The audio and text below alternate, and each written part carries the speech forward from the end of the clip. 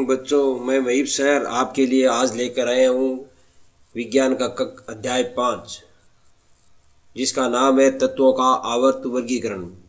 बच्चों ध्यान से सुनना, पूरा चैप्टर मेरे साथ पढ़ते रहना, अंत तक मेरे साथ वीडियो में बने रहना।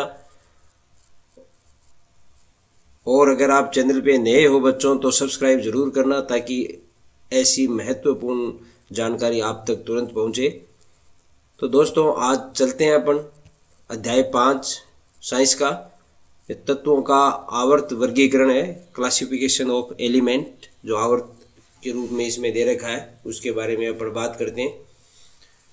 तो बच्चों आज तक अगर देखा जाए तो 118 तत्व है वैज्ञानिकों द्वारा खोज लिए गए हैं, जो कि आपको यहाँ पर दिखाए गए हैं। 118 तत्व हैं और उसमें से भी लगभग 94 ऐसे तत्व हैं बच्चों जो कि प्राकृतिक रूप से पाए जाते हैं। 94 तत्व हैं वो प्राकृतिक रूप से पाए जाते हैं 118 में से। तो काफ़ी अधिक तत्वों का आविष्कार कर लिया गया है। फिर नीचे चलते हैं इसके बारे में। अगला टॉपिक, अव्यवस्थित को व्यवस्थित करना, तत्वों के वर्गीकरण के आरंभिक प्रयास। तो बच्चों जैसे अपन घर में भी बिस्कुट है और साबुन है, इनको अलग अलग व्यवस्थित करते हैं, और दुकानदार भी सब इन चीज़ों को अलग अलग व्यवस्थित किए रखता है। नहाने की साबुन अलग होती है, कपड़े धोने की साबुन अलग रखी जाती है। इस प्रकार प्रत्येक चीज़ का वर्गीकरण होता है, उनके गुणों के आधार पर अलग अलग रखा जाता है उनको, और उसी आधार पर तत्वों का भी वर्गीकरण अलग अलग रखने की आवश्यकता पड़ी। तो इस कड़ी में सबसे पहले उनको धातु और अधातुओं में वर्गीकृत किया गया, और उसके बाद में उनको उनके गुणों के आधार पर भी अलग अलग रखा गया। जैसे साबुन अलग अलग रखी जाती है, नहाने की अलग है, कपड़े धोने की अलग है, बिस्किट अलग हैं, क्योंकि उनमें गुण अलग अलग होते हैं। उसी गुणों के आधार पर तत्वों को भी अलग अलग रखा गया। और इस कड़ी में सबसे पहला जो वर्गीकरण का प्रयास किया गया, उन वैज्ञानिक का नाम था बच्चों वुल्फगांग डोबेराइन। और इसने डोबेराइन का त्रिक नियम दिया, जो कि यहाँ पर आपके सामने स्क्रीन पर है कि डोबेराइन के त्रिक नियम, इसका नियम है जो त्रिक नियम के नाम से प्रसिद्ध है। इन्होंने क्या किया बच्चों की तीन तत्वों का समूह बनाया, तीन तत्वों का यहाँ पर समूह बनाया, और उन तीन तत्वों का समूह बनाकर उन्होंने ये देखा कि तीनों तत्वों के गुणों में समानता थी, और उनको त्रिक नियम दिया। तो डोबेराइन ने बताया कि त्रिक के तीनों तत्वों को उनके परमाणु द्रव्यमान के आरोही क्रम में रखने पर बीच वाले तत्व का परमाणु द्रव्यमान अन्य दो तत्वों के परमाणु द्रव्यमान का लगभग औसत होता है। तो इस प्रकार डोबेराइन ने 3 त्रिक नियम बनाए, और जैसे ये ए में है, ये बी समूह है, ये सी समूह है, और इसी प्रकार एग्जाम्पल के रूप में जैसे ये एक त्रिक है तीनों का, ये एन नाइट्रोजन है, फास्फोरस है, आर्सेनिक का, और उसी प्रकार दूसरा त्रिक बनाया कैल्शियम, स्ट्रोंशियम और बेरियम का बच्चों, और उसी प्रकार तीसरा त्रिक बनाया क्लोरीन, ब्रोमीन और आयोडीन का। तो इस प्रकार त्रिक तीन के त्रिक बनाए। और इनमें विशेषता क्या थी इन त्रिकों में बच्चों, कि जो पहला तत्व है और जो अंतिम तत्व है, जैसे यहाँ उदाहरण दे रखा है कि लिथियम पहला तत्व है, दूसरा सोडियम है और तीसरा पोटेशियम है। इन 3 का त्रिक बनाया। इन 3 में से जो पहला तत्व का परमाणु द्रव्यमान है, जैसे यहाँ पर लिथियम दे रखा है, लिथियम का परमाणु द्रव्यमान, और अंतिम तत्व है जो कि तीसरा तत्व है पोटेशियम के परमाणु का द्रव्यमान, इन दोनों का औसत निकाला जाए तो अपने आप सोडियम का परमाणु द्रव्यमान आ जाता है। तो इनमें ऐसी समानता, इस प्रकार की समानता के आधार पर डोबेराइन ने त्रिक नियम का आविष्कार किया। जैसे मान लो यहाँ पर मैं उदाहरण के रूप में कहता हूँ कि लिथियम का परमाणु द्रव्यमान है 6.9, और उसी प्रकार पोटेशियम जो कि त्रिक का तीसरा सदस्य है, उसका परमाणु द्रव्यमान है 39। इन दोनों का माध्य ले लिया, 2 का भाग देंगे तो लगभग जो कि परमाणु द्रव्यमान 23 प्राप्त होता है। अपन को 23 प्राप्त होता है संख्या, जो कि किसका परमाणु द्रव्यमान है, इनके बीच में स्थित तत्व सोडियम का परमाणु द्रव्यमान है। तो इस प्रकार डोबेराइन ने 3-3 के त्रिक बनाए। जैसे एग्जाम्पल के रूप में अगर यहाँ पर देखा जाए तो ये नाइट्रोजन का परमाणु द्रव्यमान है और ये आर्सेनिक का परमाणु द्रव्यमान है। अगर इन दोनों को जोड़कर 2 का भाग दें तो बीच के तत्व का परमाणु द्रव्यमान बच्चों आ जाता है। तो इस प्रकार के त्रिक नियम बनाए 3-3, लेकिन डोबेराइन के त्रिक नियम से ज़्यादा 3 ही त्रिक नियम डोबेराइन बना पाया दोस्तों, इससे ज़्यादा डोबेराइन त्रिक नियम नहीं बना पाया। तो यहाँ पर केवल 3 त्रिक ही ज्ञात कर सके। उसके बाद में आगे जाने पर डोबेराइन का ये सिद्धांत सफल नहीं हो सका। लेकिन डोबेराइन महोदय एक पहले ऐसे केमिस्ट थे या वैज्ञानिक, रसायन विज्ञान के वैज्ञानिक थे जिन्होंने कम से कम तत्वों का वर्गीकरण किया और उनको वर्गीकरण करने की सोची और थोड़ा थोड़ा प्रयास किया। तो ये एक बहुत ही बड़ा अपने आप में एक बड़ा कार्य था बच्चों। और उसके बाद में जब ये सफल नहीं हुए तो कई वैज्ञानिकों ने और प्रयास किया। इस कड़ी में दूसरे वैज्ञानिक का नाम आता है न्यूलैंड। और न्यूलैंड ने बच्चों जो नियम दिया उसको कहते हैं न्यूलैंड का अष्टक नियम, न्यूलैंड का अष्टक सिद्धांत। तो न्यूलैंड ने अष्टक सिद्धांत दिया। अब न्यूलैंड ने अष्टक सिद्धांत में क्या कहा ये अपन आगे देखेंगे। न्यूलैंड ने तत्वों के परमाणु द्रव्यमान के आरोही क्रम में व्यवस्थित किया। न्यूलैंड ने जितने भी तत्व थे उस वहाँ तक 56 तत्व तक उन्होंने 56 तत्व थोरियम तक उन्होंने कम से कम हाइड्रोजन से स्टार्ट करके 56वें तत्व थोरियम तक ऐसे द्रव्यमान के बढ़ते हुए क्रम, परमाणु द्रव्यमान के बढ़ते क्रम में उन्होंने तत्वों को व्यवस्थित किया। और उन्होंने देखा कि प्रत्येक 8वें तत्व का गुणधर्म है। इस प्रकार 56 तत्वों को उन्होंने व्यवस्थित किया, उसमें प्रत्येक 8वें का तत्व के गुणधर्म समान आ रहे थे। जैसे दोस्तों मान लो कि अपन 1, 2, 3 इस प्रकार 8 तत्व एक व्यवस्थित करते हैं और उनमें प्रत्येक पहले तत्व का और 8वें तत्व का गुणधर्म समान आ रहा था। इसलिए 8वें तत्व का गुणधर्म पहले से समान आ रहा था, इसलिए न्यूलैंड ने इसे न्यूलैंड का अष्टक नियम कहते हैं इसको। उन्होंने उनकी तुलना संगीत के अष्टक से की और इसलिए उन्होंने इसे अष्टक का सिद्धांत कहा। इसे न्यूलैंड का अष्टक सिद्धांत भी कहते हैं। तो न्यूलैंड ने क्या किया बच्चों कि तत्वों को हाइड्रोजन से लेके 56 तक के जो थोरियम के तत्व हैं वहाँ तक उन्होंने परमाणु भार के बढ़ते क्रम में तत्वों को रखा और उन्होंने ये पाया कि प्रत्येक 8वां तत्व है वो पहले तत्व के समान गुणधर्म आ रहे थे। जैसे सारा गामा पा जैसे इसमें संगीत में आते हैं, इसलिए पहला तत्व और 8वां तत्व गुणों में समानता आ रही थी, इसलिए इसको न्यूलैंड का अष्टक नियम कहा जाता है। जैसे एग्जाम्पल दे रखा है इस सारणी में, न्यूलैंड ने एग्जाम्पल दे के समझाया कि सा पहला तत्व है संगीत का सा रे, दूसरा गा मा पा धा नी और वापिस सा आता है सा रे गा मा पा धा नी सा। तो उसी प्रकार जैसे हाइड्रोजन पहला है, लिथियम दूसरा है, बेरिलियम तीसरा है, बोरोन चौथा है, कार्बन 5वां है, नाइट्रोजन छठा है और ऑक्सीजन 7वां है और 8वां वापिस फ्लोरीन आता है। तो इस प्रकार हाइड्रोजन और फ्लोरीन में गुणों में समानता पाई गई। उसी प्रकार इनसे 8 तत्व आगे चले और वापिस 8वां यहाँ आया क्लोरीन, तो इनमें समानता पाई गई। तो न्यूलैंड ने ऐसे 56 तत्वों तक उन्होंने ऐसा बनाया। लेकिन इस प्रकार सारे गामा पा में इसने ऐसे ऐसे सेट बनाए और न्यूलैंड ने, और इस प्रकार इन्होंने भी प्रयास किया कि हर 8वां तत्व है, पहला तत्व और 8वां तत्व गुणों में समानता दिखाई गई। इस प्रकार एक ही वर्ग में जो आते गए वो गुणों में समान थे। लेकिन इसमें न्यूलैंड में कमी क्या पाई गई दोस्तों कि पहला कमी तो ये थी कि न्यूलैंड का सिद्धांत केवल कैल्शियम तक ही लागू होता है, यानी 40 परमाणु क्रमांक 40 तक ही लागू होता है, उसके बाद में ये सिद्धांत लागू नहीं होता है।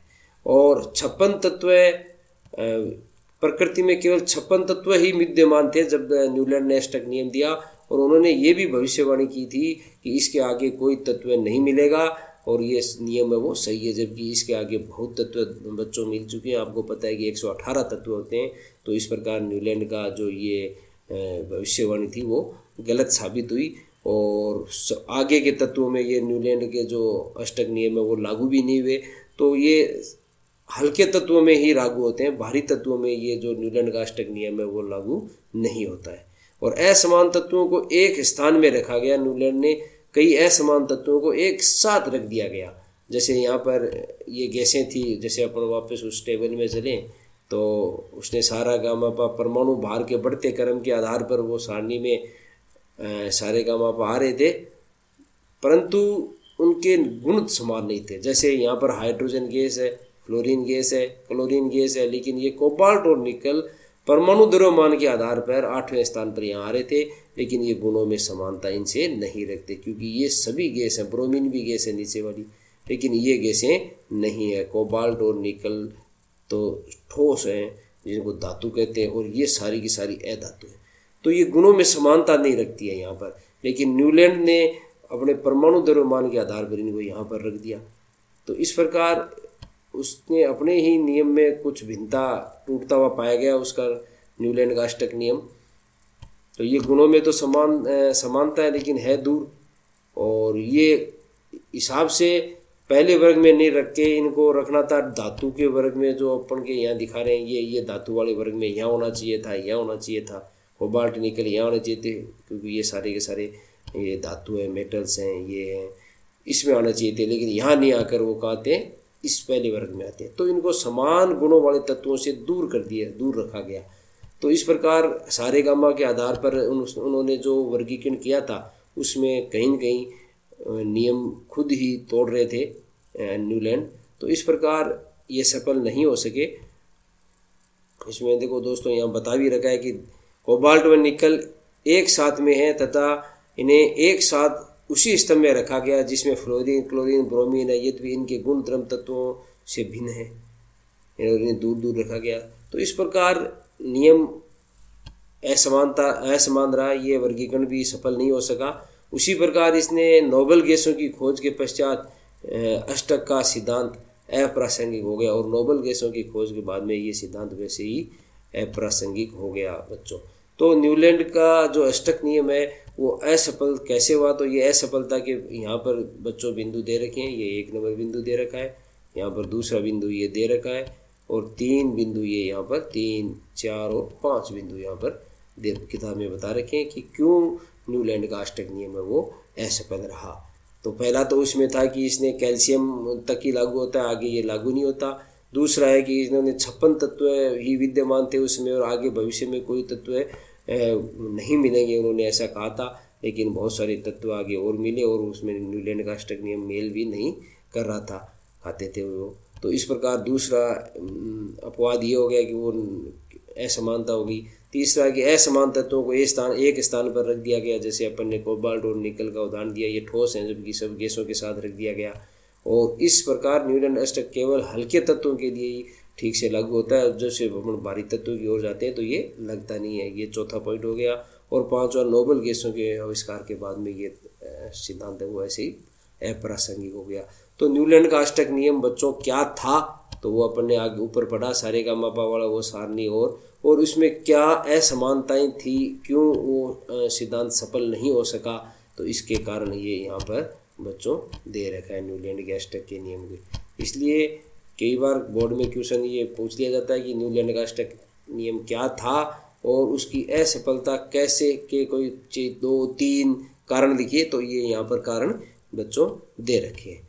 फिर आगे चलते हैं। न्यूलैंड के अष्टक नियम असफल हो गया, तो फिर उसके बाद में अव्यवस्थित से व्यवस्थित करना और मेंडलीव की आवर्त सारणी। दोस्तों फिर एक तीसरा वैज्ञानिक आए मेंडलीव, जिन्होंने कोशिश की कि न्यूलैंड के अष्टक नियम के सिद्धांत को थोड़ा सा सुधार करते हुए उन्होंने कुछ अलग नियम देते हुए इसमें प्रयास किया। तो रासायनिज्ञ डिमित्री इवानोविच मेंडलीव को जाता है, जिन्होंने तत्वों के वर्गीकरण का श्रेय रूसी वैज्ञानिक इसे जाता है बच्चों कि तत्वों के वर्गीकरण का श्रेय मेंडलीव को जाता है। इनको क्यों जाता है? क्योंकि इन्होंने लगभग बहुत अच्छा प्रयास किया और सफलता की ओर एक वर्गीकरण इन्होंने बहुत सफल वर्गीकरण दिया। इसलिए अपन अगर आवर्त सारणी में या तत्वों के वर्गीकरण आरंभ किसने किया सबसे पहले, तो वो डोबेराइन मोदे ने किया। और अपन ऐसे कहेंगे तत्वों का वर्गीकरण सबसे पहले सफल वर्गीकरण किसने किया, तो वो है मेंडलीव ने किया सबसे पहले। और आवर्त सारणी सबसे पहले किसने दी, तो उसका भी नाम मेंडलीव ही आता है बच्चों, क्योंकि मेंडलीव ने हद तक आवर्त सारणी कई सटीक प्रमाण और तथ्यों के साथ प्रस्तुत की थी। तो आगे देखते हैं इन्होंने क्या किया। बच्चों की मूल गुण धर्म क्या था इनकी आवर्त सारणी का कि परमाणु द्रव्यमान तथा रासायनिक गुण धर्मों में समानता के आधार पर व्यवस्थित किया इन्होंने तत्वों को परमाणु द्रव्यमान और उनके रासायनिक गुण धर्मों में समानता के आधार पर उनको वर्गीकृत किया था। तो देखते हैं ये महोदय मेंडेलीव ने क्या क्या किया। मेंडेलीव ने जब कार्य आरंभ किया तब 63 तत्व ही खोजे गए थे, ज्ञात थे बच्चों, और इनको उनके परमाणु द्रव्यमान और उनके भौतिक व रासायनिक गुण धर्मों के बीच में क्या क्या संबंध थे आपस में, उसके आधार पर इन्होंने आवर्त सारणी का निर्माण किया। तो मेंडेलीव ने क्या क्या किया इसको अपन यहाँ पर देखते हैं कि कैसे आवर्त सारणी का मेंडेलीव ने निर्माण किया। तो मेंडेलीव ने बच्चों सबसे पहले तत्वों के ऑक्सीजन एवं हाइड्रोजन के साथ बनने वाले यौगिकों पर अपना ध्यान आकर्षित किया कि ये जो सारे तत्व हैं, जो कि 63 तत्व जब तक थे, जब उन्होंने कार्य आरंभ किया था उस समय 63 तत्वों का ऑक्सीजन और हाइड्रोजन के साथ संयोग करके कैसे कैसे यौगिक बनाते हैं, इन पर ध्यान आकर्षित किया। क्योंकि हाइड्रोजन और ऑक्सीजन है जो सबसे सक्रिय तत्व हैं, जो कि सबसे ही क्रिया करते हैं, इसलिए इन दो तत्वों को इन्होंने चुना। यहाँ पर बता रखा है दोस्तों, अधिकांश तत्वों के साथ यौगिक हैं।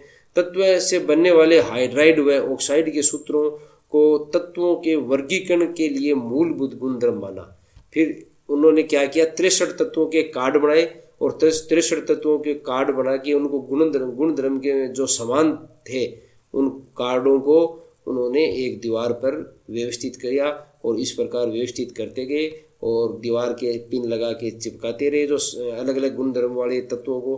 तो समान गुण धर्म वाले तत्व एक के नीचे एक के नीचे एक, इस प्रकार एक ही ऊपर से नीचे वर्ग में एकत्रित हो गए और इस प्रकार इन्होंने 63 जो भी जितने भी 63 तत्व मौजूद थे उनको वर्गीकृत कर दिया। तो ये एक प्रकार की बहुत ही बड़ी सराहनीय कार्य था, उस समय का बहुत ही बड़ा कार्य था कि इन्होंने तत्वों को उनके भौतिक व रासायनिक गुण धर्मों के आधार पर वर्गीकरण कर दिया। और फिर बच्चों ये ध्यान रखना है कि मेंडेलीव की आवर्त सारणी का सिद्धांत क्या था। तो सिद्धांत प्रमुख मेंडेलीव ने जो आवर्त सारणी बनाई थी उसमें बच्चों ये सिद्धांत है, यहाँ पर आवर्त सारणी बनाई जिसका सिद्धांत तत्वों के गुण धर्म उनके परमाणु द्रव्यमान का आवर्त फलन होता है। अर्थात तत्वों के गुण धर्म है कि उनके जैसे जैसे परमाणु द्रव्यमान बढ़ते रहते हैं उनके गुण धर्म में समानता आती। परमाणु द्रव्यमान के आवर्ती फलन है, यानी उन पर निर्भर करता है परमाणु द्रव्यमान पर। तो इस प्रकार क्वेश्चन आता है कई बार कि मेंडेलीव ने कि जो आवर्त सारणी बनाई उसका सिद्धांत क्या है। तो जो ये मैंने आपको कोष्टक लाल यहाँ पर दिखा रखा है दोस्तों कि इनका सिद्धांत क्या सिद्धांत था कि तत्वों के गुण धर्म उनके परमाणु द्रव्यमान के आवर्त फलन होते हैं। ये मेंडेलीव की आवर्त सारणी का सिद्धांत है। कई बार बोर्ड एग्जाम में याद आता है कि मेंडेलीव की आवर्त सारणी का सिद्धांत क्या है, तो आपको ये लिखना पड़ेगा। और इस प्रकार इस सिद्धांत के आधार पर मेंडेलीव ने तत्वों के परमाणु द्रव्यमान के बढ़ते हुए परमाणु द्रव्यमान के आधार पर व्यवस्थित किया और उन्होंने 8 वर्ग बनाए। ऐसे इनको दोस्तों वर्ग कहते हैं। ऊपर से नीचे जो ये जा रहे हैं 1 2 3 4 5 6 7 8 वर्ग बनाए उन्होंने। और ये जो क्षैतिज में इधर से इधर है वो आवर्त कहलाते हैं, वो बच्चों आवर्त कहलाते हैं। और इस प्रकार इन्होंने ये आवर्त बनाए, वर्ग भी 8 बनाए, उसमें सब में ए बी अलग अलग बांट रखा था। आठों को 7 वर्गों को ए बी में बांट रखा था, 8वां वर्ग एक साथ था। तो इस प्रकार मेंडेलीव ने ये इस प्रकार सभी पहली बार एक सारणी बनाई जिसको मेंडेलीव की आवर्त सारणी कहते हैं और सभी समान गुणों वालों को एक साथ रखा गया। उसके बाद में इसकी सारणी के कुछ महत्वपूर्ण उपलब्धियां इनकी है वो अपन देखते हैं क्या क्या है। तो मेंडेलीव ने जो आवर्त सारणी बनाई थी उसमें अधिकांश द्रव्यमान वाले तत्वों को कभी कभी कम द्रव्यमान वाले तत्वों से पहले रखना पड़ा। मेंडेलीव ने हालांकि कम द्रव्यमान तत्वों को पहले रखा, उससे ज़्यादा द्रव्यमान वाले तत्वों को आगे वाले वर्ग में रखा, उससे ज़्यादा द्रव्यमान है उसको उससे आगे वाले वर्ग में रखा। अर्थात बढ़ते हुए द्रव्यमान के क्रम पर तत्वों को व्यवस्थित किया था। लेकिन कहीं कहीं पर मेंडेलीव ने इस नियम को तोड़ते हुए कम द्रव्यमान वाले को ही ज़्यादा द्रव्यमान वाले को पहले रख दिया और कम द्रव्यमान वाले को बाद में रख दिया। वो उन्होंने इसलिए किया कि उनमें गुणों में समानता नहीं थी, इसलिए उनको उलटना पड़ा ताकि उनके गुण धर्म वाले तत्वों को एक साथ रखा जा सके। उदाहरण के लिए कोबाल्ट है CO, उसका द्रव्यमान 58.9 है और निकल का 58.7 है, फिर भी निकल से पहले कोबाल्ट को रख दिया गया। तो एक तो ये ऐसा थोड़ा सा विसंगति है सारणी में, मेंडेलीव की सारणी में ये एक विसंगति पाई गई। दूसरी विसंगति बच्चों ये पाई गई कि कहीं कहीं रिक्त स्थान छोड़े गए थे, उन रिक्त स्थानों के दोष के रूप में देखने के बजाय मेंडेलीव ने दृढ़तापूर्वक कुछ ऐसे तत्वों के अस्तित्व का अनुमान किया जो उस समय तक ज्ञात नहीं थे। उनका नामकरण उन्होंने उसी समूह में उसमें पहले आने वाले तत्वों के नाम में दिया, जैसे कि एक का एल्यूमिनियम है, एक का सिलिकॉन है और एक का बोरोन है। फिर उसके बाद में उनका आविष्कार हुआ, आविष्कार होने के बाद में उनका नाम स्कैंडियम, गैलियम और जर्मेनियम पड़ा। तो इस प्रकार एका जो उपसर्ग है लगाकर किया, उस जैसे बाद में ज्ञात होने वाले स्कैंडियम, गैलियम, जर्मेनियम के गुण धर्म क्रम से एका बोरोन और जो एका एल्यूमिनियम और एका सिलिकॉन, यानी एका बोरोन यानी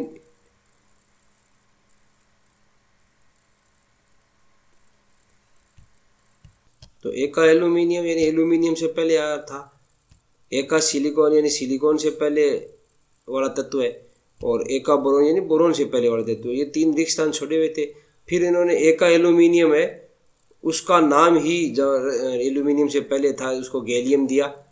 और जो एका एल्यूमिनियम का उन्होंने परमाणु द्रव्यमान पहले 68 बताया था। ऑक्साइड का सूत्र भी बता दिया था कि इस प्रकार का सूत्र बनेगा और क्लोराइड का सूत्र भी उसका इस प्रकार का होगा, उन्होंने पहले ही भविष्यवाणी की।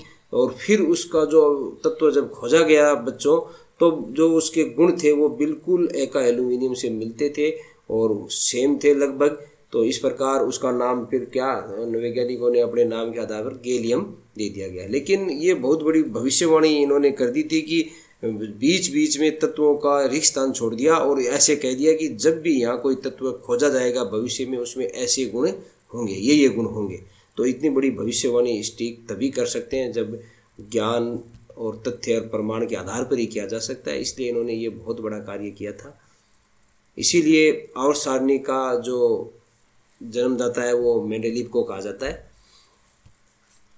फिर आगे देखे जाए, आगे चलते हैं बच्चों। तो आवर्त सारणी में इनकी आवर्त सारणी को न केवल स्वीकार किया गया अपितु उनको इस सिद्धांत की अवधारणा का सर्जन भी माना गया। यानी आवर्त सारणी में वर्गीकरण के सिद्धांत का सर्जन भी इन्हें माना है। और जो परमाणु भार के बढ़ते क्रम के आधार पर इन्होंने जो आवर्त सारणी दी थी उसी को आधार मानते हुए फिर आगे उत्कर्ष गैसों का आविष्कार हुआ, तो उन्हीं को इसी सारणी में आगे रख दिया गया। लेकिन मेन आवर्त सारणी मेंडेलीव की आवर्त सारणी को ही आधार मानते हुए किया, इनका तत्वों को ऐसे ही रहने दिया। आगे कुछ उसमें मॉडिफाई किया गया। तो मेंडेलीव के वर्गीकरण की सीमाएं क्या थी, मतलब सारणी तो आवर्त सारणी तो इन्होंने ये दे दी, लेकिन यहाँ क्या कुछ दोष क्या थे बच्चों। तो मेंडेलीव की आवर्त सारणी की सीमाएं या असंगतियाँ क्या थी या दोष क्या थे। तो सबसे पहला तो उनमें कमी ये थी बच्चों कि उन्होंने हाइड्रोजन की स्थिति क्लियर नहीं हो सकी, यानी हाइड्रोजन का स्थान निश्चित नहीं कर पाए वो।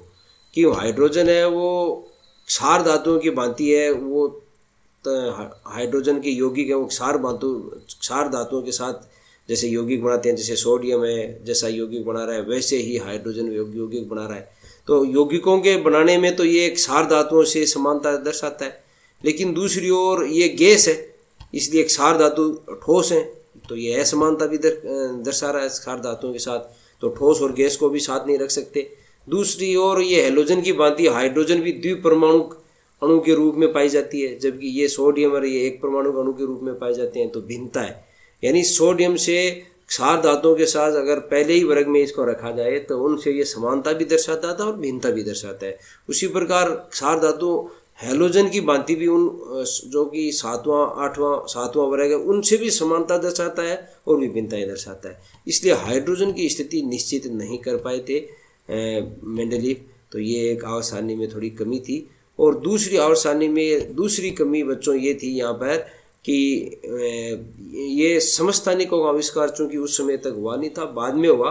तो समस्थानिक यानी सम प्लस स्थानिक यानी समान स्थान पर हो जो आवर्त सारणी में, तो इसलिए उनका समान स्थान नहीं हो सकता था आवर्त सारणी में। तो समस्थानिकों की जो स्थान था आवर्त सारणी में वो भी मेंडलीव सही नहीं बता सके थे। तो ये दो बड़ी कमियां थी जो कि किताब में आपको यहाँ दे रखी है, पहली कमी और यहाँ पर दूसरी समस्या बता रखी है बच्चों। तो आप मेंडलीव की जो आवर्त सारणी है उसके बारे में समझाते हुए और उसके कमी गुण और दोष हैं वो अपन बता सकते हैं। तो अगर ऐसा क्वेश्चन आता है कि मेंडलीव की आवर्त सारणी को समझाते हुए उसके गुण और दोष बताइए, तो अपन गुण बता सकते हैं और ये दो दोष भी साथ में बच्चों बता सकते हैं। तो गुण के बारे में तो जैसे अपन ने यहाँ पर पढ़ाई है, मेंडलीव की आवर्त सारणी की उपलब्धियाँ क्या क्या उपलब्धियाँ है कि उन्होंने पहले ही कैसे भविष्यवाणी कर दी थी तत्वों की, फिर वो खोजे गए तो वो बिल्कुल गुणों में समान आए, ये उनकी उपलब्धियाँ थी। और इनकी कमियाँ, ये दो कमियाँ जो मैंने यहाँ पर बता रखी है किताब में, दोनों कमियाँ। तो इस प्रकार अपन मेंडलीव की आवर्त सारणी क्या है, उसके गुण और दोष का बारे में विवेचना यहाँ पर बच्चों कर सकते हैं।